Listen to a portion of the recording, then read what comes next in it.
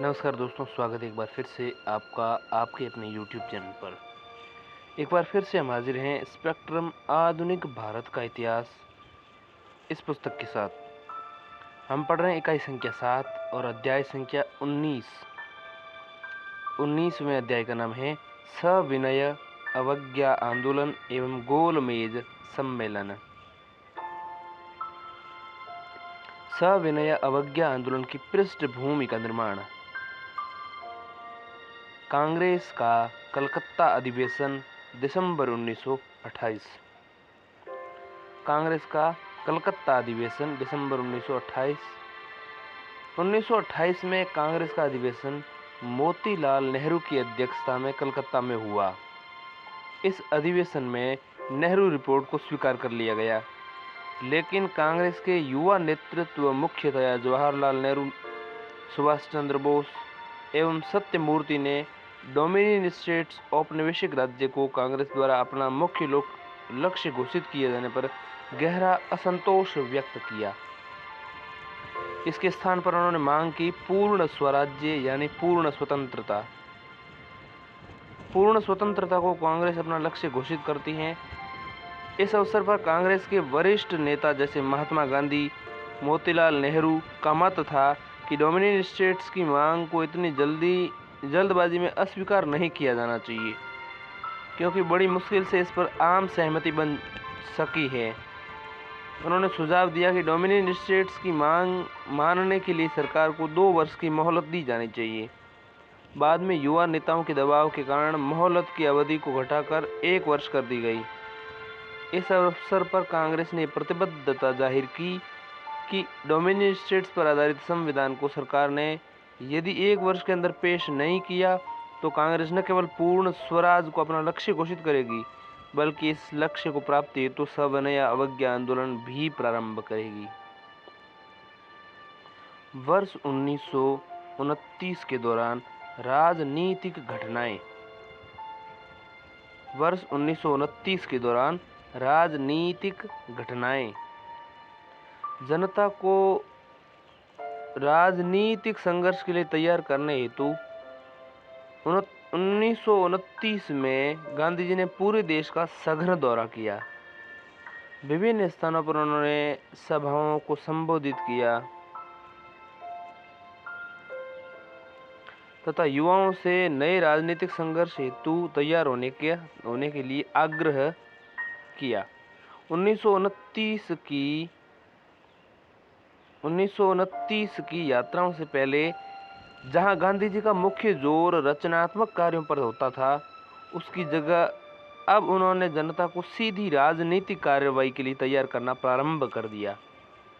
जनता द्वारा बहिष्कार का आक्रामक कार्यक्रम अपनाने तथा विदेशी कपड़ों की सार्वजनिक होली जलाने के लिए कांग्रेस की कार्यकारिणी समिति ने विदेशी कपड़ा बहिष्कार समिति का गठन किया। गांधी जी ने इस अभियान को पूर्ण समर्थन प्रदान कर लोगों को सक्रियता से भाग लेने हेतु प्रोत्साहित किया, लेकिन मार्च 1929 में कलकत्ता में उन्हें गिरफ्तार कर लिया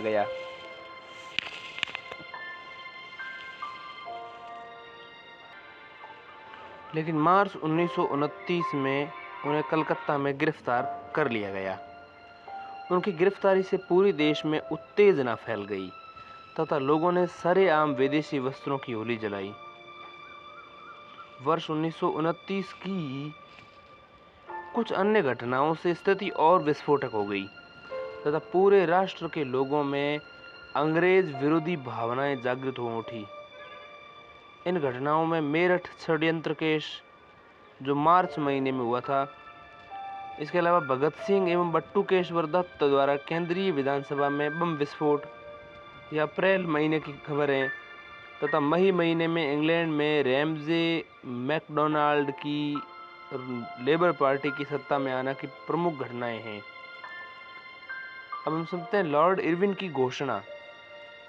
लॉर्ड इरविन की घोषणा 31 अक्टूबर 1929। महारानी की ओर से मुझे स्पष्ट रूप से ये कहने का आदेश हुआ है कि सरकार के निर्णय में 1917 की घोषणा में ये बात निहित है कि भारत के विकास के स्वाभाविक मुद्दे उसमें दिए गए हैं। उनमें डोमिनियन स्टेट्स, अधिशासित स्वराज्य की प्राप्ति जुड़ी हुई है। लॉर्ड इरविन ने यह भी वायदा किया कि जैसे ही साइमन कमीशन अपनी रिपोर्ट प्रस्तुत कर देगा, एक गोलमेज सम्मेलन बुलाया जाएगा। दिल्ली घोषणा पत्र। 2 नवंबर 1929 को देश के प्रमुख नेताओं का एक सम्मेलन बुलाया गया। 2 नवंबर 1929 एक घोषणा पत्र जारी किया गया, जिसे दिल्ली घोषणा पत्र के नाम से जाना गया। थोड़ा सा मैं आपको रिपीट करवाऊंगा तो लॉर्ड इरविन की घोषणा 31 अक्टूबर 1929 को होती है। अक्टूबर के अगले महीने में जैसी नवंबर महीने की डेट आती है, उसके एक दिन बाद 2 नवंबर के दिन दिल्ली घोषणा पत्र आता है। और इस घोषणा पत्र के रूप में क्या मांग रखी गई थी, देखिए। पहली, ये बात स्पष्ट हो जानी चाहिए कि गोलमेज सम्मेलन का उद्देश्य इस बात पर विचार विमर्श करना नहीं होगा कि किस समय डोमिनियन स्टेट्स दिया जाएगा, बल्कि इस बैठक में इसे लागू करने की योजना बनाई जानी चाहिए। दूसरा, इस बैठक में कांग्रेस का बहुमत में प्रतिनिधित्व होना चाहिए। तीसरा, राजनीतिक अपराधियों को क्षमादान किया जाए तथा सहमति की एक सामान्य नीति तय की जाए। 23 दिसंबर 1929 को वायसराय इरविन ने इन मांगों को अस्वीकार कर दिया। इस प्रकार भिड़ंत का दौर प्रारंभ होने की तैयारी हो गई। लाहौर अधिवेशन और पूर्ण स्वराज्य। लाहौर अधिवेशन और पूर्ण स्वराज्य। दिसंबर 1929 में भारतीय राष्ट्रीय कांग्रेस का वार्षिक अधिवेशन तत्कालीन पंजाब प्रांत की राजधानी लाहौर में हुआ। इस ऐतिहासिक अधिवेशन में कांग्रेस के पूर्ण स्वराज्य का घोषणा पत्र तैयार किया गया तथा इसे कांग्रेस का मुख्य लक्ष्य घोषित किया गया। जवाहरलाल नेहरू, जिन्होंने पूर्ण स्वराज्य के विचार को लोकप्रिय बनाने में सर्वाधिक योगदान दिया था, इस अधिवेशन के मुख्य अध्यक्ष चुने गए। जवाहरलाल नेहरू को अध्यक्ष बनाने में गांधी जी ने निर्णायक भूमिका निभाई। यद्यपि 18 प्रांतीय कांग्रेस समितियों में सिर्फ 3 का समर्थन ही नेहरू को प्राप्त था, किंतु बहिष्कार की लहर के युवाओं के सराहनीय प्रयास को देखते हुए महात्मा गांधी ने इन चुनौतीपूर्ण क्षणों में कांग्रेस का सभापतित्व जवाहरलाल नेहरू को सौंपा। जवाहरलाल नेहरू के अध्यक्ष चुने जाने के 2 कारण थे। पहला, उनके पूर्ण स्वराज्य के प्रस्ताव को कांग्रेस ने अपना मुख्य लक्ष्य बनाने का निश्चय कर लिया था। दूसरा, गांधी जी का उन्हें पूर्ण समर्थन प्राप्त था। अधिवेशन में जवाहरलाल नेहरू ने अपने प्रेरक अध्यक्षीय भाषण में कहा, विदेशी शासन से अपने देश को मुक्त कराने के लिए अब हमें खुला विद्रोह करना है और कामरेड, आप लोग और राष्ट्र के सभी नागरिक इसमें हाथ बटाने के लिए सादर आमंत्रित हैं। नेहरू ने यह बात स्पष्ट कर दी कि मुक्ति का तात्पर्य सिर्फ विदेशी शासन को उखाड़ फेंकना भर नहीं है। उन्होंने कहा, मुझे स्पष्ट स्वीकार कर लेना चाहिए कि मैं एक समाजवादी और रिपब्लिकन हूँ। मेरा राजाओं और महाराजाओं में विश्वास नहीं है, न ही मैं उस उद्योग में विश्वास रखता हूँ जो राजे महाराजे पैदा करते हैं और जो पुराने राजाओं महाराजाओं से अधिक जनता की जिंदगी और भाग्य को नियंत्रित करते हैं और जो पुराने राजा महाराजाओं और सामंतों के लूटपाट और शोषण का तरीका अख्तियार करते हैं। नेहरू ने संघर्ष के तौर तरीकों का भी स्पष्टीकरण किया और कहा कि मुक्ति का कोई आंदोलन जन आंदोलन और शांतिपूर्ण आंदोलन होना चाहिए। केवल संगठित विद्रोह के समय ही इसका शांतिपूर्ण होना आवश्यक नहीं है।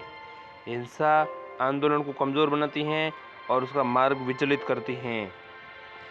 लाहौर अधिवेशन में पास किए गए प्रस्ताव की मुख्य मांगें इस प्रकार थीं। गोलमेज सम्मेलन का बहिष्कार किया जाएगा, पूर्ण स्वराज्य को कांग्रेस का अपना लक्ष्य घोषित किया जाएगा।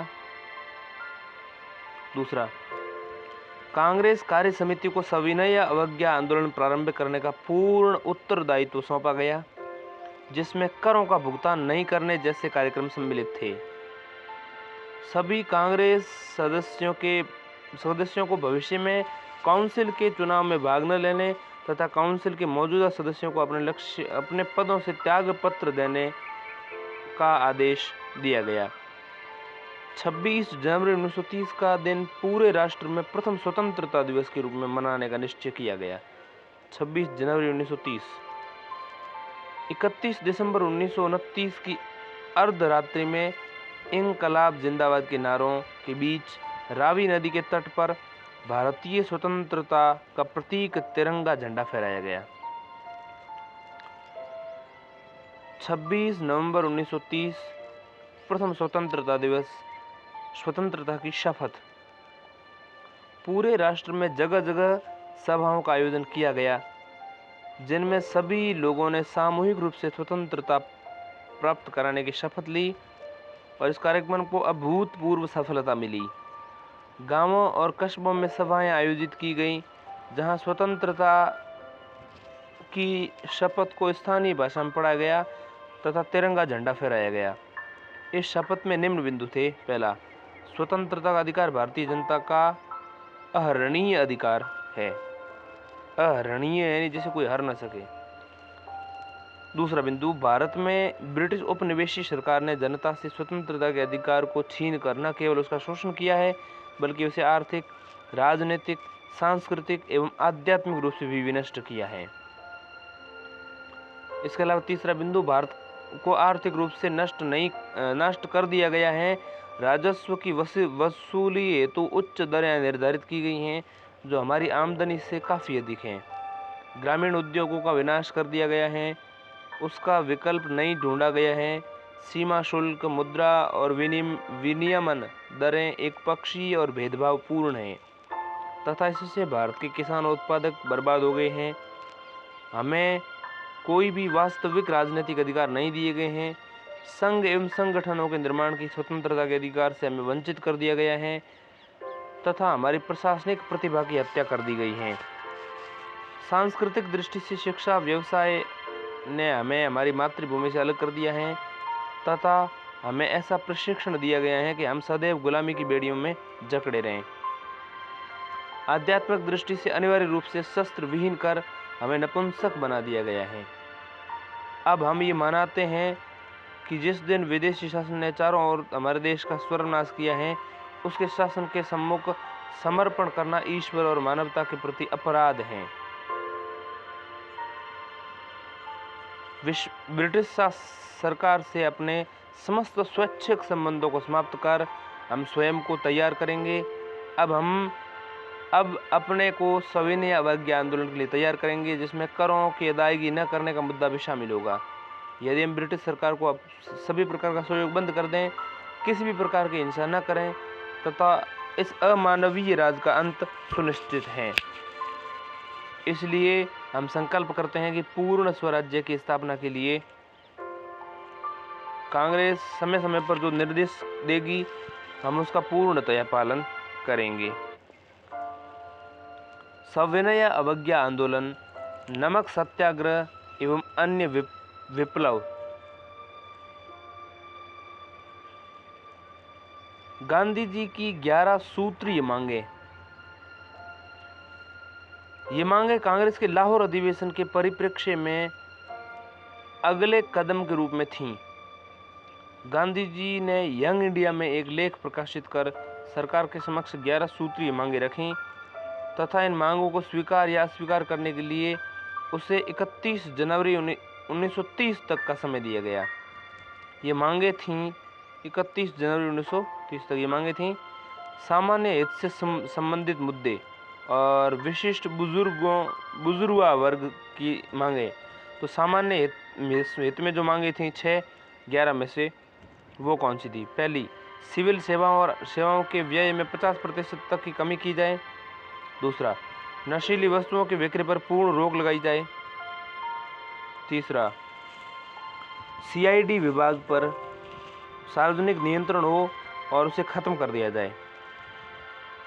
चौथा, शस्त्र कानून में परिवर्तन किया जाए तथा भारतीयों को आत्मरक्षा हेतु हथियार रखने का लाइसेंस दिया जाए। पांचवा, सभी राजनीतिक बंदियों को रिहा कर दिया जाए। छठा, डाक आरक्षण बिल पास कर दिया जाए। अब विशिष्ट बुजुर्गा वर्ग की जो मांगे थी उनमें 7वीं, 8वीं और 9वीं 3 मांगे हैं। बाकी विशिष्ट जो थी उनके लिए थी वो मांगे हैं रुपए का विनिमय दर घटाकर 1 शीलिंग 4 पेंस की जाए। 8वां, रक्षात्मक शुल्क लगाए जाएं और विदेशी कपड़ों का आयात नियंत्रित किया जाए। 9वां, तटीय यातायात रक्षा विधेयक पास कर दिया जाए। 10वां, किसानों की विशिष्ट मांगे। किसानों की विशिष्ट मांगे में 10 और 11वीं हैं। लगान में 50% की कमी की जाए और नमक कर समाप्त किया जाए एवं नमक पर सरकारी एकाधिकार कर दिया जाए, खत्म कर दिया जाए। मतलब नमक पर भी सरकारी एकाधिकार नहीं होना चाहिए, ये खत्म कर दिया जाए। इस प्रकार की मांगे थी। फरवरी 1930 तक सरकार द्वारा इन मांगों के संबंध में कोई सकारात्मक उत्तर न मिलने के कारण साबरमती में कांग्रेस कार्य समिति की हुई बैठक में यह निर्णय गांधी जी पर छोड़ दिया गया कि सविनय अवज्ञा आंदोलन किस मुद्दे को लेकर कब और कहां से शुरू किया जाए। फरवरी के अंत में गांधी जी ने नमक के मुद्दे को सविनय अवज्ञा आंदोलन का केंद्रीय मुद्दा बनाने का निश्चय कर लिया। गांधी जी ने नमक को सविनय अवज्ञा आंदोलन के रूप में केंद्रीय मुद्दे के रूप में क्यों चुना, ये सवाल है।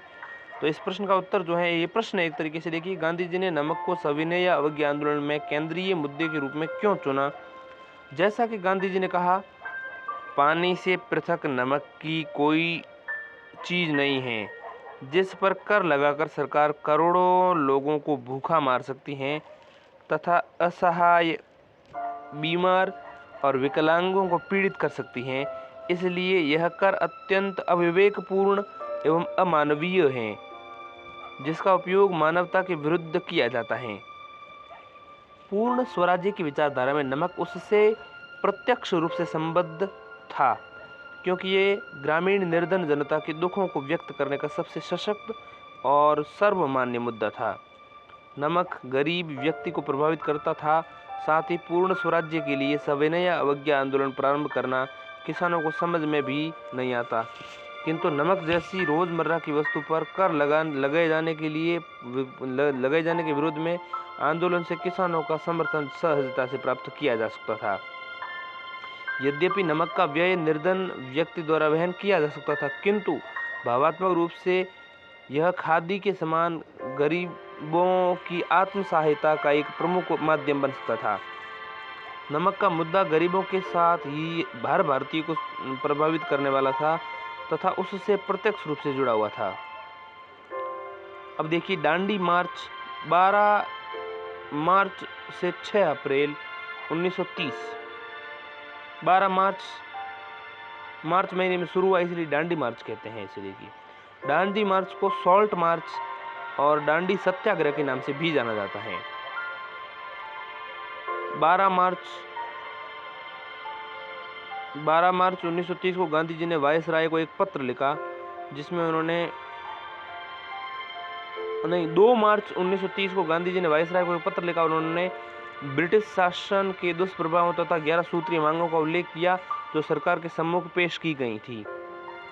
उन्होंने कहा कि यदि सरकार उनकी मांगों को पूरा करने का कोई प्रयत्न नहीं करेगी तो 12 मार्च को वे नमक कानून का उल्लंघन करेंगे। सरकार द्वारा पत्र का कोई सार्थक जवाब न मिलने के विरोध में गांधी जी ने 12 मार्च 1930 को साबरमती आश्रम से अपने 78 समर्थकों के साथ दांडी के लिए पद यात्रा प्रारंभ की। 24 दिनों में 240 किलोमीटर की पद यात्रा के पश्चात 5 अप्रैल को दांडी पहुंचे। 6 अप्रैल को गांधी जी ने समुद्र तट में नमक बनाकर कानून तोड़ा। इससे पहले गांधी जी की दांडी पद यात्रा के दौरान रास्ते में हजारों किसानों ने उनका संदेश सुना, कांग्रेस की सदस्यता ग्रहण की। कई ग्रामीणों ने सरकारी नौकरियों का परित्याग कर दिया। 9 अप्रैल को गांधी जी ने एक निर्देश जारी करके आंदोलन के लिए निम्नलिखित कार्यक्रम प्रस्तुत किए। जहां कहीं भी संभव हो, लोग नमक कानून तोड़कर नमक तैयार करें। शराब की दुकानों, विदेशी कपड़ों की दुकानों, अफीम के ठेकों के समक्ष धरने आयोजित किए जाएं। यदि हमारे पास पर्याप्त शक्ति हो तो हम करों की अदायगी का विरोध कर सकते हैं। वकील अपनी वकालत छोड़ सकते हैं। जनता याचिकाओं पर रोक लगाकर न्यायालयों का बहिष्कार कर सकती हैं। सरकारी कर्मचारी अपने पदों का परित्याग पत्र दे सकते हैं। हर घरों में लोग चरखा कातें और सूत बनाएं। छात्र सरकारी स्कूल एवं कॉलेजों का बहिष्कार करें। छात्र सरकारी स्कूल एवं कॉलेजों का बहिष्कार करें। स्थानीय नेता मेरी गिरफ्तारी के बाद अहिंसा बनाए रखने में सहयोग दें। इन सभी कार्यक्रमों में सत्य एवं अहिंसा को सर्वोपरि रखा जाए, तभी हमें पूर्ण स्वराज्य की प्राप्ति हो सकती है। सविनय अवज्ञा आंदोलन के प्रारंभिक चरण के रूप में 12 मार्च 1930 को प्रारंभ हुई इस ऐतिहासिक यात्रा में गांधी जी ने 6 अप्रैल को दांडी में मुट्ठी भर नमक बनाकर नमक कानून तोड़ा। नमक कानून के उल्लंघन को भारतीयों द्वारा ब्रिटिश कानून के विरोध और साम्राज्यवाद की समाप्ति के प्रयासों के प्रतीक के रूप में देखा गया। इस यात्रा, इसके विकास तथा लोगों पर इसके प्रभाव को समाचार पत्रों में प्रमुखता से प्रकाशित किया गया। गुजरात में गांधी जी की अपील पर 300 ग्रामीण सरकारी कर्मचारियों ने सरकारी सेवाओं से परित्याग पत्र दे दिया।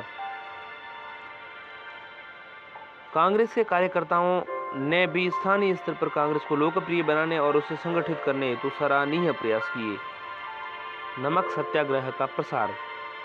एक बार जब गांधी जी ने दांडी से नमक कानून तोड़कर उसकी रस्म पूरी कर दी तो नमक कानून तोड़ने का सत्याग्रह पूरे देश में प्रारंभ हो गया। तमिलनाडु में तंजौर के समुद्री तट पर सी राजगोपालाचारी ने तिरुचिरापल्ली से वेदारण्यम तक नमक यात्रा प्रारंभ की। मालाबार में के कलप्पन ने कालीकट से पोयान्नूर तक नमक यात्रा की। देखिए, तमिलनाडु में तंजौर जो है उसके समुद्री तट पर सी राजगोपालाचारी ने तिरुचिरापल्ली से वेदारण्यम तक नमक यात्रा की और मालाबार में के कलप्पन ने कालीकट से पोयान्नूर तक नमक यात्रा की। असम में सत्याग्रहियों का एक दल सिलहट से बंगाल के नोवाखाली समुद्र तट पर नमक बनाने पहुंचा। आंध्र प्रदेश के विभिन्न जिलों में नमक सत्याग्रह के मुख्यालय के रूप में कार्य करने के उद्देश्य से शिविरम की स्थापना की गई। शिविरम यानी शिविरों की। आंध्र प्रदेश में शिविर बनाए गए। नमक कानून तोड़ने के अपराध में जवाहरलाल नेहरू को 14 अप्रैल को गिरफ्तार कर लिया गया। इसके कारण उत्तेजना फैल गई और कलकत्ता, मद्रास एवं कराची आदि नगरों में उग्र प्रदर्शन हुए। 4 मई 1930 को गांधी जी को भी गिरफ्तार कर लिया गया, जब उन्होंने ऐलान किया कि धारासणा नमक कारखाने पर वे अपने साथियों के साथ धावा बोलेंगे और अपना नमक कानून तोड़ने का अभियान जारी रखेंगे। बम्बई, कलकत्ता, दिल्ली और शोलापुर इत्यादि शहरों में गांधी जी की गिरफ्तारी का जबरन विरोध किया गया। गांधी जी की गिरफ्तारी के पश्चात कांग्रेस कार्यकारिणी ने एक प्रस्ताव पारित किया जिसमें कहा गया